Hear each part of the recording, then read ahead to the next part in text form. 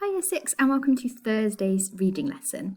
So we're going to think about the bits of holes that we've heard this week. Hopefully you tuned into yesterday's chapters. We had Mr. Winterburn as our guest reader yesterday. So if you haven't heard his chapters, do go and check them out. In the last few chapters, we have found out a lot more about the character of Zero. So we found out a bit more about his life and his history. So the first thing that I want you to do is mind map everything that you can think of that we now know about Zero. Anything that we've heard in the story, fill your page with all of the things. So pause the video here, fill your mind map, and then come back and I will share some of the things that I thought of.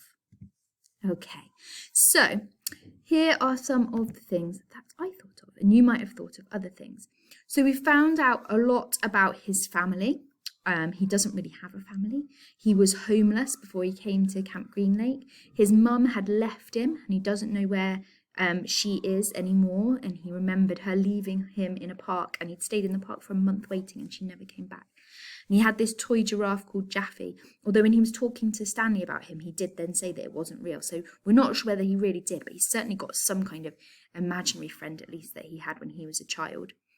We found out that his real name is Hector Zeroni, and we've talked already about the link with Madame Zeroni and wondering what the relationship's going to be.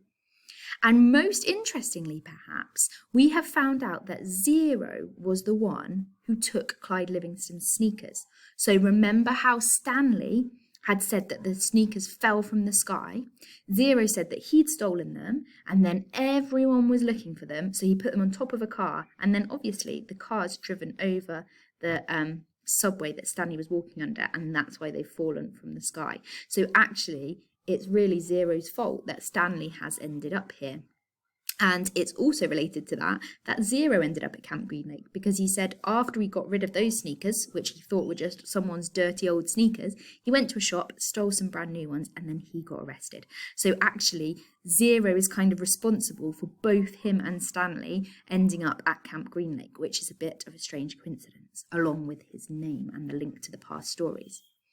So the other thing that we've learnt more about as Stanley and Zero have gone away from the camp compound, is a bit more of what Camp Green Lake actually looks like. So your main activity for today, your independent activity for the rest of the session, is to go and draw a bird's eye view of Camp Green Lake. So right at the beginning of the book, we drew what Stanley saw when he came in, and he could see the holes, the compound, a tree, a hammock, okay? But obviously he didn't know all about all of the rest of it. Big Thumb, the mountains, the onion field, the abandoned boat, the holes that are scattered for miles and miles, even really far out as he continued walking. So you're going to do it. Imagine you're looking down on Camp Green Lake.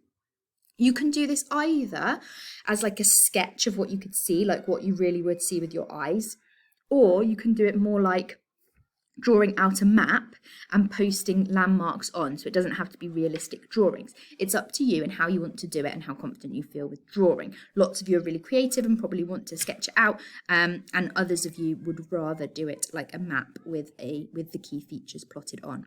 So you will need to think about Big Thumb. So remember, this is a big rock that looks like a thumbs up that they're seeing in the distance.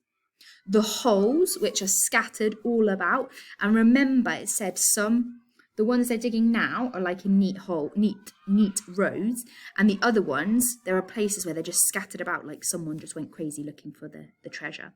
The mountain that Stanley and Zero have climbed, so they've climbed up a bit, they've got to a flat bit, which is the onion field, and Big Thumb is around them.